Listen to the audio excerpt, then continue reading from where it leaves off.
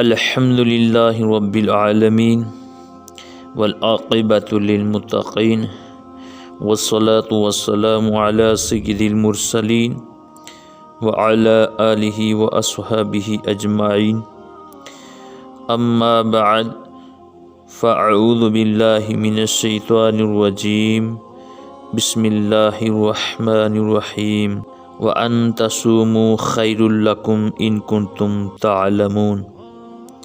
صدق اللہ العظیم۔ ہمارے پیارے ناظرین، ریئل پوائنٹ آف اسلام کو سننے والے آپ سب کو السلام علیکم ورحمۃ اللہ وبرکاتہ۔ اللہ تبارک و تعالی ارشاد فرماتا ہے جس کا مفہوم ہے، اور تمہارا روزہ رکھ لینا تمہارے لیے بہتر ہے اگر تمہیں سمجھ ہو۔ ہم اس آیت مبارکہ میں بیان حقائق کا طبی نقطۂ نظر سے واضح کریں گے کہ روزہ عبادت کے ساتھ ساتھ صحت انسانی کے لیے مفید چیز ہے۔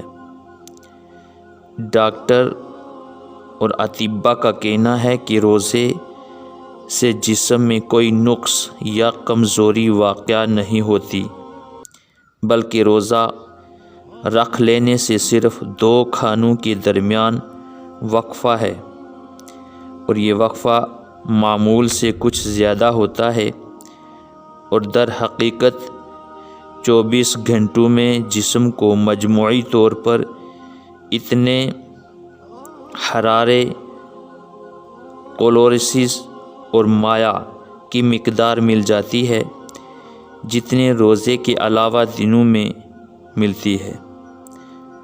مزید بات یہ مشاہدہ میں آتی ہے کہ لوگ رمضان میں پروٹین اور کاربوہائیڈریٹ عام دنوں کے مقابلے میں زیادہ استعمال کرتے ہیں۔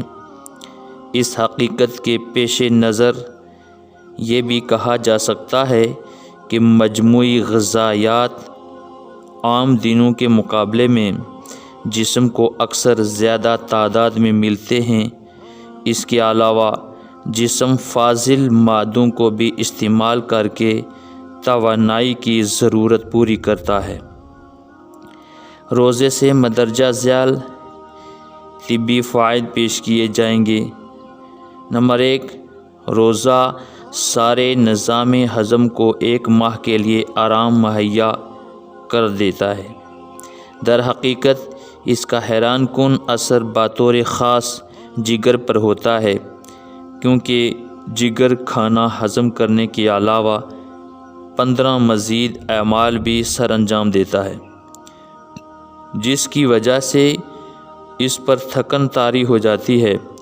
دوسری طرف روزہ کے ذریعے جگر کو 4 سے 6 گھنٹوں تک آرام مل جاتا ہے، جو روزہ کے بغیر قطعی ناممکن ہے، کیونکہ یہ حدود معمولی خوراک یہاں تک کہ 1 گرام کے 10ویں حصے کے برابر بھی اگر معدہ میں داخل ہو جائے تو پورا نظام ہضم اپنا کام شروع کر دیتا ہے اور جگر فوراً مصروف عمل ہو جاتا ہے۔ سائنسی نقطۂ نظر سے ماہرین طب کا دعویٰ ہے کہ اس آرام کا وقفہ 1 سال میں 1 ماہ ضرور ہونا چاہیے۔ نمبر 2، روزہ کے دوران خون کی مقدار میں کمی ہو جاتی ہے۔ یہ اثر دل کو نہایت فائدہ مند آرام مہیا کرتا ہے۔ زیادہ اہم بات یہ ہے کہ خیلوں کے درمیان انٹر سیلولر مایع کی مقدار میں کمی کی جا سکتی ہے، اور اس کمی کے خیلوں کا عمل بڑی حد تک سکون آشنا ہو جاتا ہے۔ لعابدار جھلی کی بالائی سطح سے متعلق خیلیں، جنہیں ایپیتھی لائڈ کہتے ہیں، اور جو جسم کی رطوبت کو متاثر اخراج کے ذمہ دار ہوتے ہیں، ان کو کبھی صرف روزے کے ذریعے ہی آرام اور سکون ملتا ہے۔ آج کا انسان ماڈرن زندگی کے مخصوص حالات کے بدولت شدید تناؤ، ٹینشن کا شکار ہے۔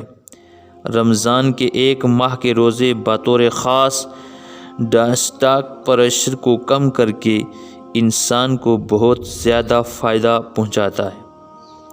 نمبر 3، پھیپھڑے براہ راست خون صاف کرتے ہیں، اس لیے کہ ان پر بلا واسطہ روزے کے اثرات پڑتے ہیں۔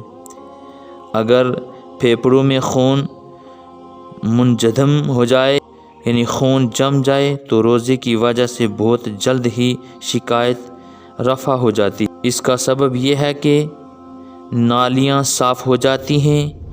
یہ بھی یاد رکھنا چاہیے کہ روزہ کی حالت میں پھیپھڑے فضلات کو بڑی تیزی کے ساتھ خارج کرتے ہیں۔